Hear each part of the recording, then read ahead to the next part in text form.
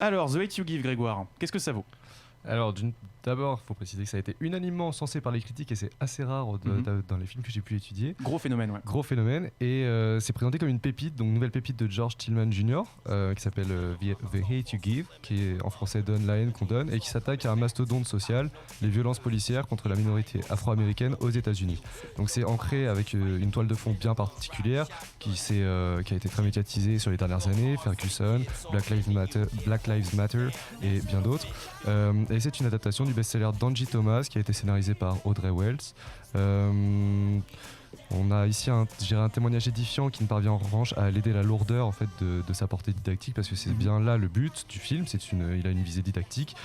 Cette lourdeur se fait au prix d'une infantilisation en fait, des codes cinématographiques qu'il a choisi d'emprunter au teen drama. Effectivement, il faut dire que c'est un drame adolescent où on suit une lycéenne en fait. C'est exactement ça, donc on suit les pas de Star Carter, qui est une jeune afro-américaine de 16 ans, dont l'ami et ex-amour d'enfance, en fait son premier amour, lui aussi afro-américain, est abattu un soir par un policier blanc lors d'un contrôle.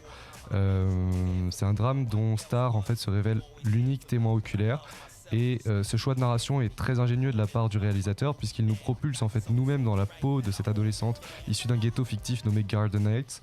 C'est une oasis locale de la drogue et de la délinquance. Et donc ce choix de narration en fait est sublimé par le tempo de réalisation tout simplement, qui facilite grandement l'identification du spectateur auprès de Star. Par exemple, lors du drame, la caméra est placée de manière à ce que nous vivions la mort de Khalil, c'est le prénom de son ami, comme si nous étions dans la peau de cette lycéenne, et on s'y attend pas, même si la tension est omniprésente, on s'attend vraiment pas au moment où ça pète, quoi.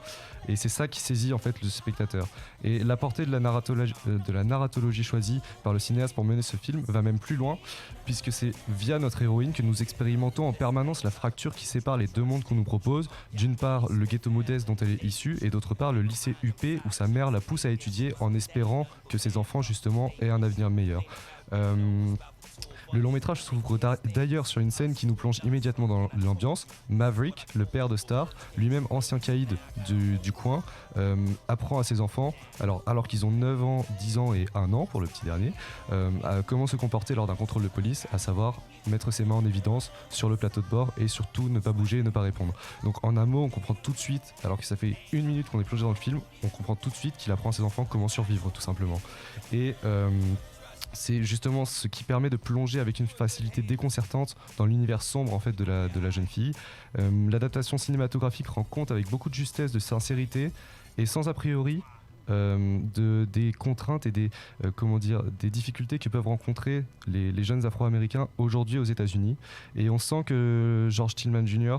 a tout fait pour livrer un récit au plus près du roman dont il a adapté ce film.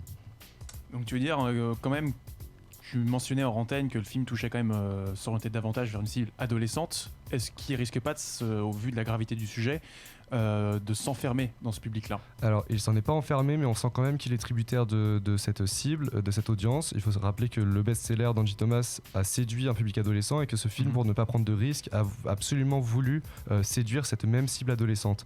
Et c'est quelque chose qu'on ressent en filigrane tout au long du film. Même si la performance est belle et sonne juste, le réalisateur s'empare quand même de sujets ultra sensibles, violence policière, racisme, ghettoisation, entre autres, et sur lequel il lève le voile avec une finesse admirable.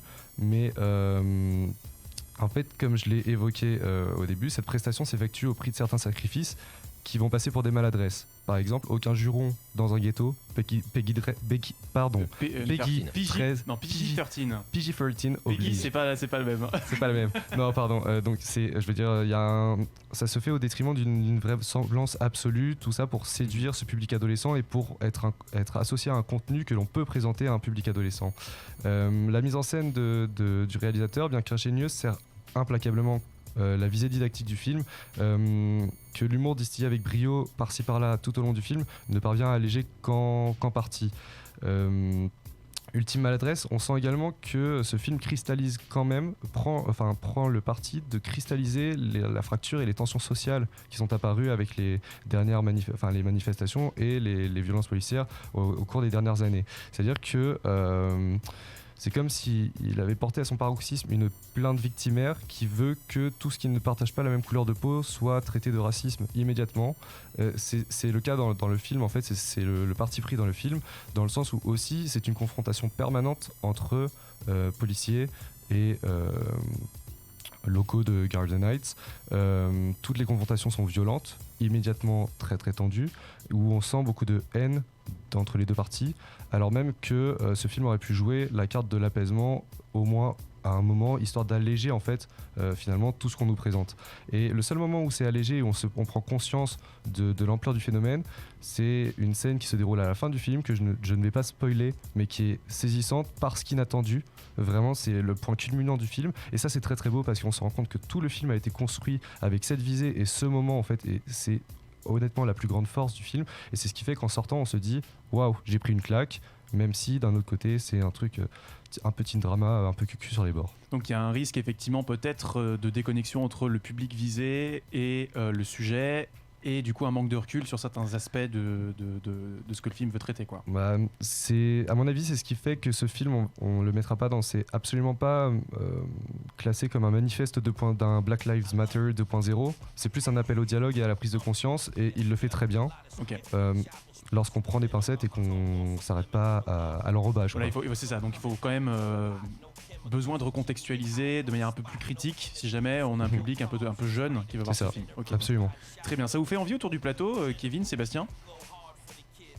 J'ai peur que ce soit, je l'ai pas vu, que ce soit très cliché, les méchants blancs et les gentils noirs. Enfin, j'ai pas vu.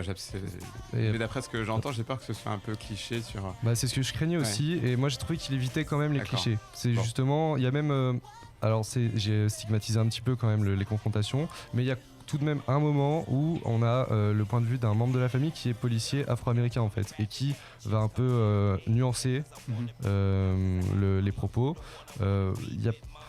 C'est pas tant je dirais pas que c'est des clichés lourdingues qu'on aurait pu attendre, mais il y a une mise en scène, il y a un parti pris dans le film qui fait qu'il y a des choix de réalisation qui ont été faits sans qu'on rejoigne des lieux communs et un truc d'imaginaire partagé sans penser derrière.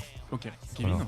Voilà. De mon côté, j'avais juste vu la bande-annonce, je sais plus trop où, et je l'avais vu en VF, et j'avoue que j'avais été étonné, j'avais trouvé que ça avait l'air un peu cheap, ou enfin je sais pas, ça m'avait laissé une impression bizarre. Et là, le fait d'apprendre que c'est quelque chose qui est avant tout adressé à des adolescents, ça me fait peut-être comprendre le malaise que j'ai ressenti, parce que je voyais ça comme un sujet très grave, traité de manière un peu étonnante. Mais je trouve ça plutôt intéressant en fait. C'est peut-être justement à des cibles adolescentes qu'il faut parler en priorité de ces sujets un peu graves. Ça a l'air d'être plutôt bien fait, à quelques concessions près, j'ai l'impression.